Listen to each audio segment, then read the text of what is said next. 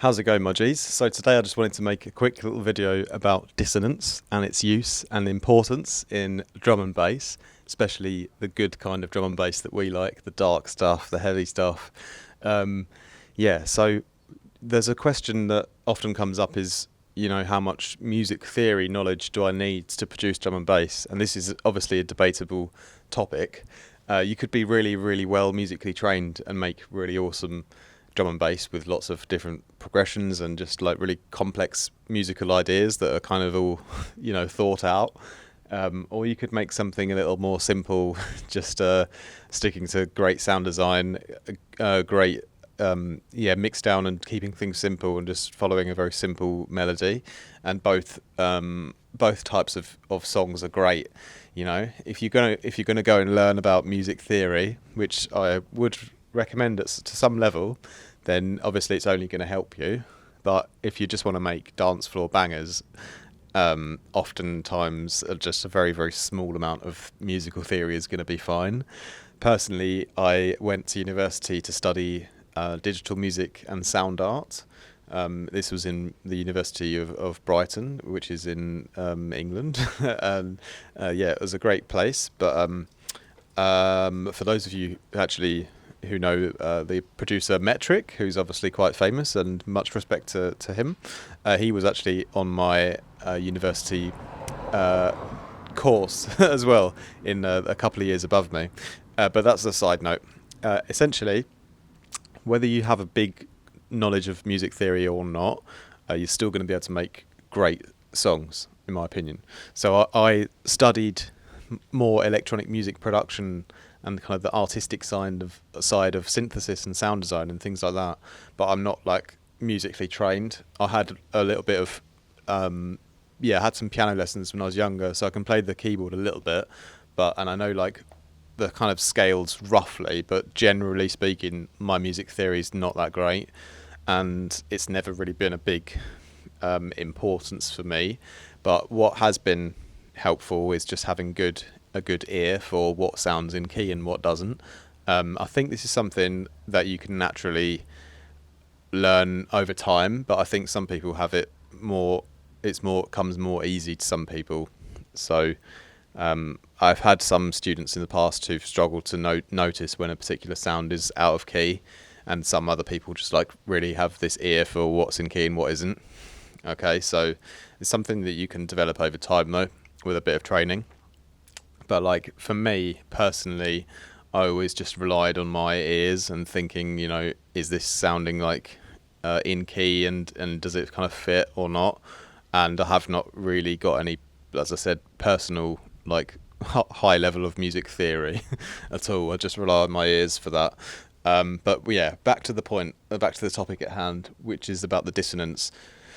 So actually the kind of main song that made me really fall in love with neurofunk specifically as a genre was a track called Program by Noisier and the Upbeats. Sorry, I'm wrong there. It's Noisier and Face. I always get that mixed up. Either way, all of those three people or three groups, producers, I'm digging myself into a hole. All of them are on the same level for me. They're all amazing. I believe it's Noisier and Face though, Program. If you Google it, if you've not heard it, most of you on this channel probably know it, but that's the song that really got me into neurofunk, and it was because of the dissonance used on the stabs in that song that just really captured my attention and made me think, wow, this is different, because if you listen to the drop on that track, you have this main it starts with a really, really heavy bass and like drum arrangement, which is epic, and then after one or 2 seconds, then you have the sort of like the response part, and that is these these two stabs which are just so off key and intentionally dissonant, and that part, because it was so unexpected because of the dissonance on the notation of those stabs, that's really what just captured my interest for the genre, and that's what made me fall in love with it, because I thought it was so different. So the whole concept of using dissonance is it's sort of a surprise shock and awe tactic, because what you're doing is you've got a particular setup for a scale or a key of a track, but then you're intentionally putting in like a bum note, like a wrong note. And so when it comes to music theory and drum and bass, although it's good to know the kind of laws of it and it might help you a bit, it's also worth knowing that it's good to break the laws of the music theory completely. And that is essentially, in a lot of cases, what drum and bass is. It is breaking the laws of music theory to intentionally create tension and dissonance. So, yeah, I mean, this is a bit of a